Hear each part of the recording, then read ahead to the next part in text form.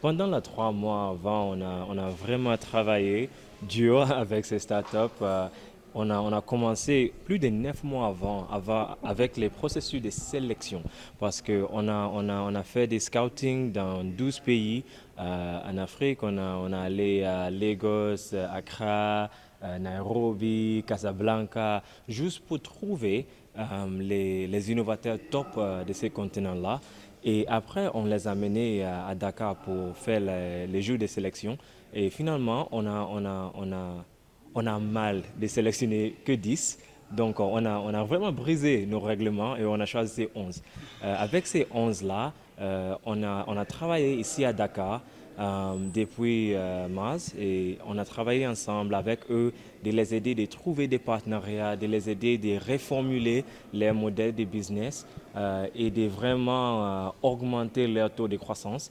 Et maintenant, aujourd'hui, c'est les jeux de Demo Day et l'objectif, c'est vraiment de montrer les progrès que tous de ces startups ont fait. Et en global, comme un cohorte, ils ont créé plus de 9 000 emplois. Je pense que c'est plus de 70% des équipes, ils ont les femmes qui sont les leaders de l'organisation. C'est un cohorte dynamique qui résout les problèmes plus grands de l'Afrique. Il y a un qui utilisait l'énergie solaire, par exemple, pour réduire les coûts de transportation des produits par plus de 40%. Il y a les incroyables innovations dans ces cohortes-là. Nous sommes ici très heureux d'être dans le cadre d'un Demo Day, dans le cadre d'un grand partenariat que nous avons maintenant depuis 3 années avec Startup Bootcamp, où aujourd'hui, avec Startup Bootcamp, nous avons plusieurs partenaires, notamment Télécel, FMO et d'autres qui nous permettent aujourd'hui d'accompagner l'écosystème entrepreneurial sénégalais, les startups. Vous savez que le Sénégal s'est engagé à travers la DRFJ. On a fait un point fort et c'est une problématique qui est prise en compte, c'est de pouvoir pousser l'écosystème entrepreneurial, c'est-à-dire de permettre à nos jeunes entrepreneurs, nos jeunes, et en tout cas ceux qui font notre fierté aujourd'hui dans tous les domaines et tous les volets qui sont porteurs de croissance, de pouvoir développer leur activité et de pouvoir derrière créer des emplois. C'est un partenariat aujourd'hui très fort. Nous avons assisté à des pitchs. Aujourd'hui, on se rend compte que le potentiel, il existe. Alors, Startup Bootcamp nous permet aujourd'hui d'aller au-delà du Sénégal. C'est une ouverture aujourd'hui. Une ouverture panafricaine d'abord et ensuite une ouverture internationale. Je pense qu'il y a au-delà du brassage, c'est aujourd'hui cette synergie que nous pouvons faire pour permettre à nos startups demain d'être outillées et de pouvoir aller lever des fonds partout dans le monde et pas uniquement qu'au Sénégal. Donc c'est l'innovation que nous recherchons, c'est pousser, créer, à impulser dans l'innovation, dans la recherche, dans la technologie, dans le numérique et dans tous les autres domaines qui soient créateurs et porteurs de croissance et d'emploi. Juste à titre d'information, pour cette dernière cohorte, on a plus de 9 400 emplois qui ont été créés dans la sous-région. Ce n'est pas rien, mais nous devons aller beaucoup plus loin et c'est tout le sens aujourd'hui des perspectives que nous donnons à notre partenariat. C'est comment l'élargir et comment faire qu'on soit encore beaucoup plus nombreux à pouvoir accompagner nos startups aussi bien au Sénégal qu'à l'échelle panafricaine, qu'à l'échelle internationale. Donc c'est l'élargissement, mais en ayant en tête aussi cet ancrage local. C'est une fierté que ce stage se déroule à la DER, puisque c'est un stage qui dure 3 mois et qui se déroule au niveau du D-Hub de la DER. Et nous espérons très bientôt pouvoir nous projeter dans le Mohamed Ben Zayed Center, qui est ce grand centre qu'on est en train de construire au niveau à Mermoz, vers l'IAM, et qui va nous permettre demain aussi, sur 35 000 m², de pouvoir accueillir encore beaucoup plus à cet écosystème entrepreneurial et pouvoir accompagner davantage nos startups.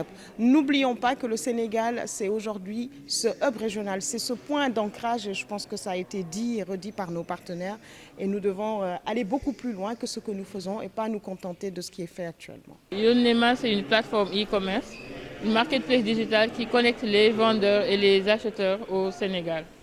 Donc, on a été sélectionné parmi les 11 startups qui ont bénéficié du programme d'accélération de ASIF. On a été accéléré pendant 3 mois et pendant ces 3 mois, ça nous a permis de refaire notre business model, d'avoir un business model plus clair.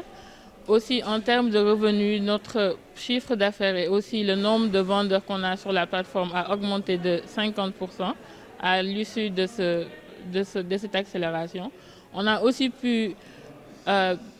pu aussi réduire nos coûts en termes d'infrastructure avec les crédits qu'on a eu avec AWS et aussi HubSpot pour maintenir notre CRM.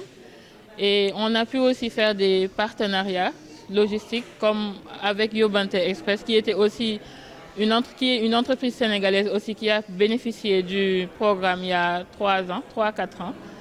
Donc en gros c'est ça, on a pu mieux se développer, faire des partenariats et économiser en termes de coûts d'infrastructure. Limawa est une entreprise qui propose des solutions de conservation frigorifique alimentées à l'énergie solaire pour tous les acteurs du secteur agricole, de l'élevage et de la pêche.